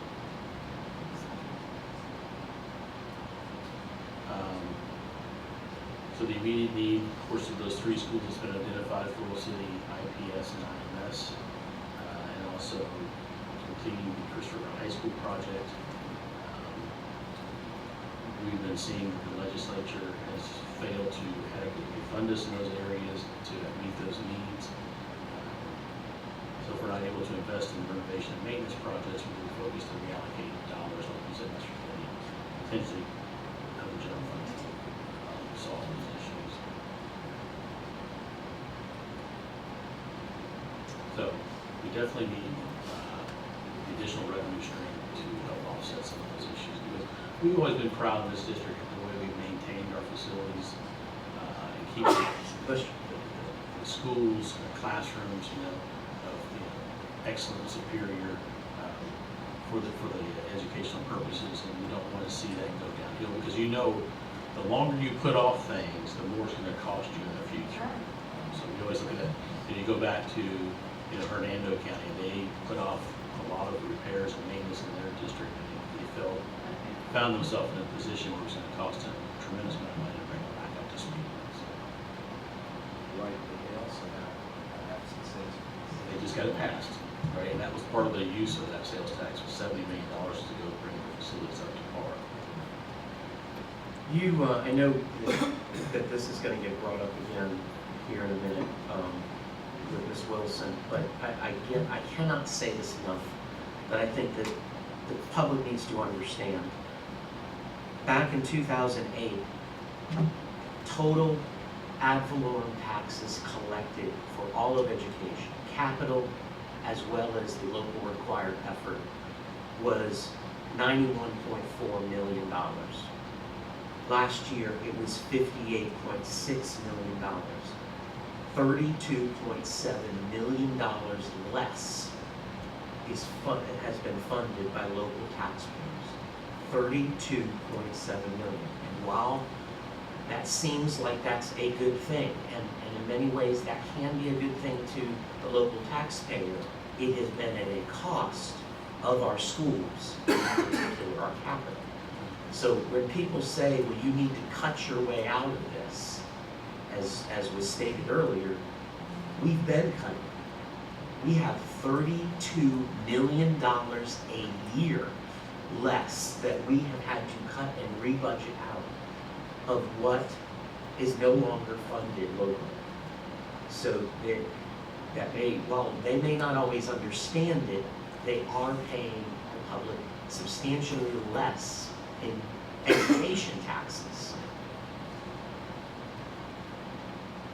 So just a couple of things to point out. Of course, the half-cent sales tax will raise approximately $6 million a year. Of that $6 million, approximately $1.2 million will be paid by out-of-county visitors. And this is approximately 20% of the revenue generated from the sales tax. And I think the chamber. Now, let me tell you where I got that number from. So here, when I asked where I got that number from. So we spoke to Mr. Luke from the chamber. The state shows a 13% for Citrus County. Josh said that they use 20% because they calculated quite often for the EDAC and also for the chamber. So that number came to us from chamber. So we can say that number came from the Chamber of Commerce, Josh Wooten. Correct. We're not going to say it's literally Josh. No. Josh, yeah. But It's we easy. gave, he represents the chamber and he Yeah. gave us that number because we called him and he called us back and gave us that number. And just of note, remember, ticket items, cars, boats, etc., the increase will only affect the first $5,000. People are always concerned about that. And then all proceeds of the sales tax exclusively will fund school renovation, construction, maintenance, and other capital-related needs of the district. Depending on the income and spending patterns, I thought this was kind of interesting. A family of four with an annual average household income of $40,000 would contribute $50 a year or $4.17 per month. The average income right now in Citrus County, the average household income? It's just under 40,000 according to the census. And if I recall, though, that if you look at median income, it's actually much less than that because, obviously, because of our retiree population. So the impact is not significant. $4.17 a month based on that analysis. But again, if you're talking about the needs, the other issue that we have is that we have 20% being paid for approximately by tourism and outside individuals. But we also have a number of people who may be renters that may not have it through ad valorem taxes. And basically what we're saying is, right now, education is funded in Citrus County at this moment only through ad valorem tax, property taxpayers. This would share some of that a little more equitably, so that it's not simply that one group that is doing that. That's been something I know conservatives, fiscally conservative individuals as we evolve. By the way, the paper has dubbed us, the newspaper referred to this board as very fiscally responsible and fiscally conservative. That is what we say. We want equitability in how funding is generated, and not just one group or one targeted entity. And remember, if this passed, it would go into effect January of 2017, and December 31st of 26. Shouldn't we put on there, on the all proceeds, since it is in the wording in the referendum, it does cover technology? You know, we're not trying to hide that at all, are we? I mean, we're trying to. It's right in the actual report. I think we should put construction maintenance technology and other capital needs. Yeah, because it's actually in the ballot itself. And I think somewhere in the ballot measure, I think it's in the language, refers to security, I believe there's another one somewhere in there. And I think that, I don't like that word only in the last bullet item at all. It's used twice. I don't like only. Then we just take the word only. I think so. Over the last 10 years. Pro sales tax revenue in the last 10 years, it'll be effective, yeah. I agree.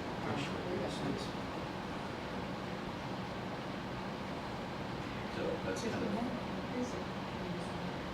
that's, yes. So that's kind of the PowerPoint. And now, if this is something that we could get on a thumb drive, or what if we wanted to go and show it to a group? Mr. Bishop, we could get thumb drive and say that, if you all Yeah, would that like would be that. easy. Yes. I think that's. And what I believe I left up in our boardroom, and I'll continue to either take it and then bring it back, is we have a portable projector and a screen. Okay. Good So idea. that, you know, that you can present that, and I know Dr. Geddes, if someone needs on that, or but sometimes even if a staff member goes with us, they'll have their laptop, they just don't have those other two pieces of equipment, and they're very easy to do. And this PowerPoint is often impacting, especially when you see some of the figures. I think that citizens out there can understand the PowerPoint, because we all get it, but when you start using a lot of the terms you use, many times, they just don't understand.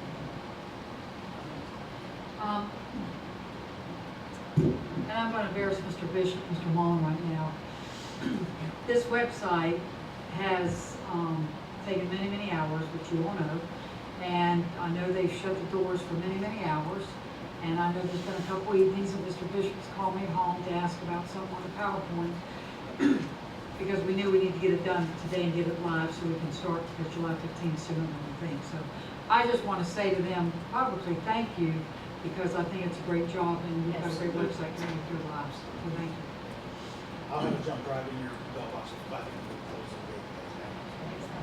Maybe one of the things too that we saw, and I know that we're going to get them in the next presentation, but maybe some of the chart, the figures can be converted into having it into a chart. When you're showing it to the public, they can't always see all of the little details, and so it's a lot easier for them when they can see those. For example, the funding model as it's gone down. So that, and then you have them done. I think it just needs to be those slides. Maybe could be just thrown. I'm sorry. I'm just thinking like some of those where you show the figure, maybe those funding. What was it? Wasn't there a? It's It was towards like something like that, and then also I mean that's to me probably the biggest one. We can see it there, but I mean that chart if I recall. So look, you might look and see.